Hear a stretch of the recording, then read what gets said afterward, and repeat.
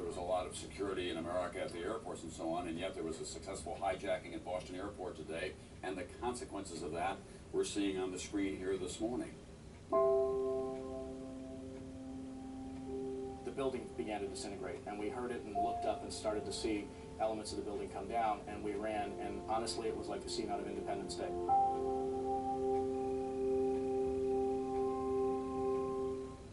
It's a golden opportunity to discover the exhilaration of efficiency. Come into the Lexus Golden Opportunity Sales Event for some of the best offers of the year on our entire hybrid lineup.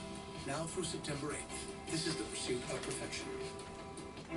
Everyone deserves a better tomorrow for those we love and who count on us. Transamerica can help protect the important things in life so you can focus on the things that matter most. Transamerica. Transform tomorrow. How was your commute? Good. Yours? Good. Xerox real-time analytics make transit systems run more smoothly. And morning chit-chat? Less interesting. Transportation can work better with Xerox. Thank you for calling. We'll be with you shortly. Xerox predictive analytics help companies provide a better and faster customer experience. Hello, Mr. Kent. Can I rebook your flight?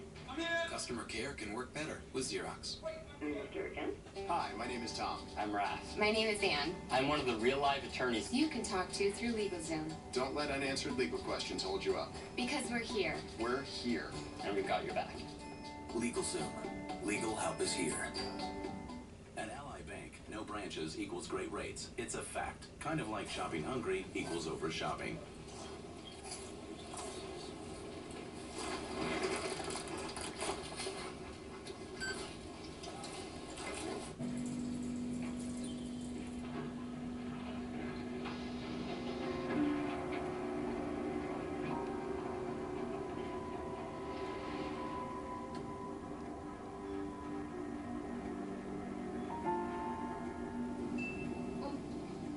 Everyone loves the picture I posted of you.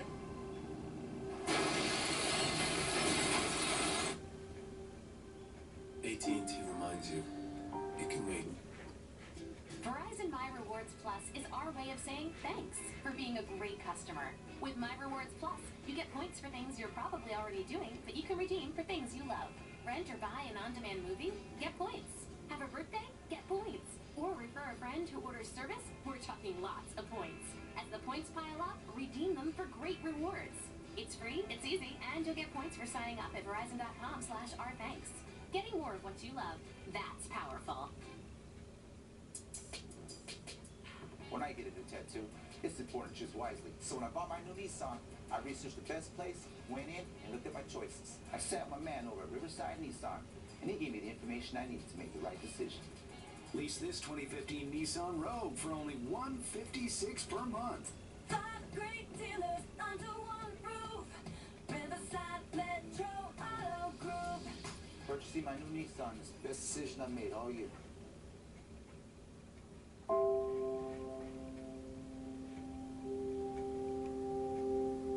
We have a report here that Osama bin Laden, who is often identified as the world's leading terrorist, warned 3 weeks ago that he and his followers would carry out an unprecedented attack on U.S. interests for his support of Israel. An Arab journalist with access said to him Tuesday in London. Abdel Bari Atwan, editor of the London-based Al-Qud Al-Arabi newspaper, said Islamic fundamentalists led by bin Laden was almost certainly behind the attack of the World Trade Center in New York. Quote, it's most likely the work of Islamic fundamentalists. Osama bin Laden warned 3 weeks ago that he would attack American interest in an unprecedented attack, a very big one, Atwan told Reuters. He has interviewed bin Laden and he maintains close contact with his followers, according to Reuters.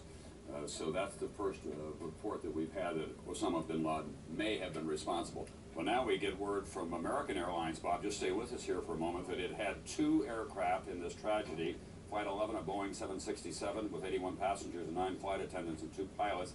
Flight 77, they're saying, a Boeing 757 operating from Washington Dulles to LA with 58 passengers, 4 flight attendants, and 2 pilots.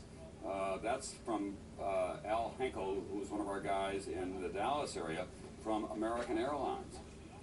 Yeah, so now we know the identity of 2 of the flights involved in today's incidents.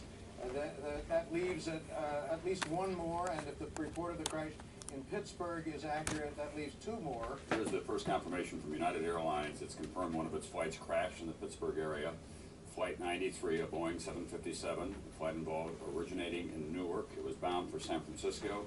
No information on how many people were on board. You know, there was a collapse, obviously, not just of intelligence, but of airport security as well, that many planes were hijacked almost simultaneously. We're going to go to Bob Bazell, who is at St. Vincent's Hospital.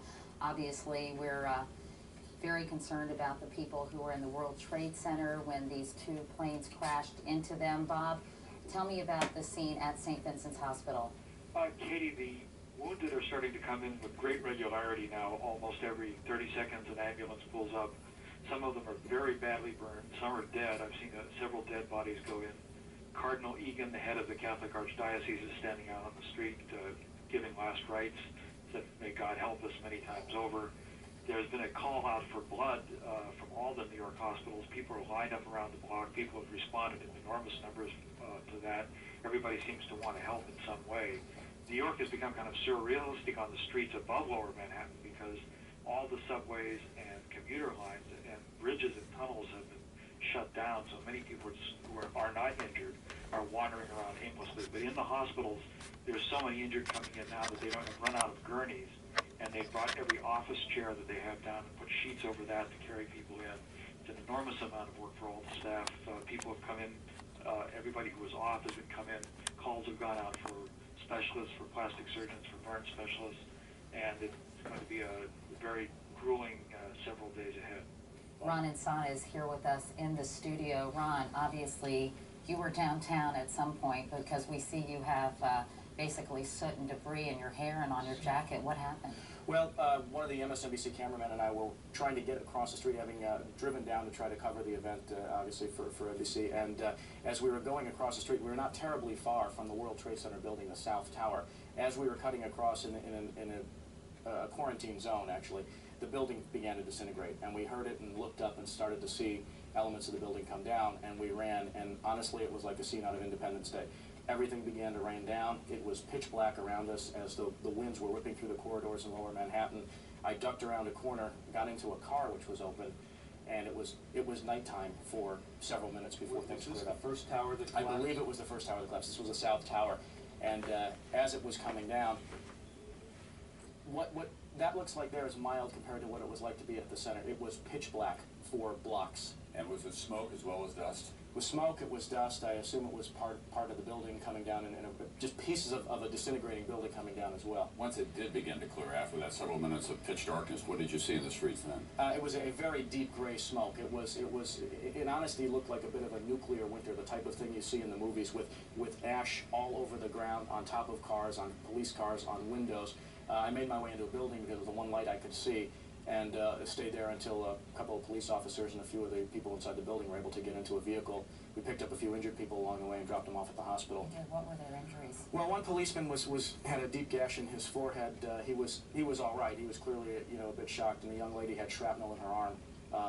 Don't know what it was, whether it was part of a building or glass from another building.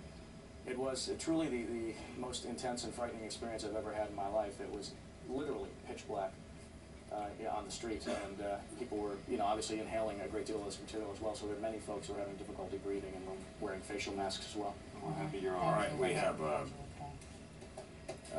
United Airlines confirms that United Flight 175 from Boston to Los Angeles is down as well. No details yet. It's confirmed that Flight 93, we believe from Newark to San Francisco, is down. No details yet. That's the one that we think went down.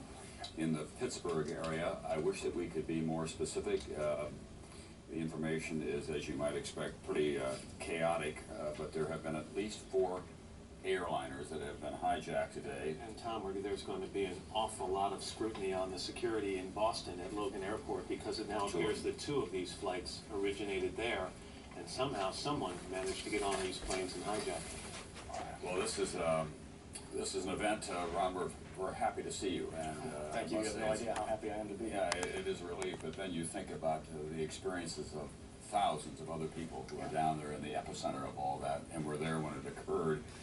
Our hearts go out to them.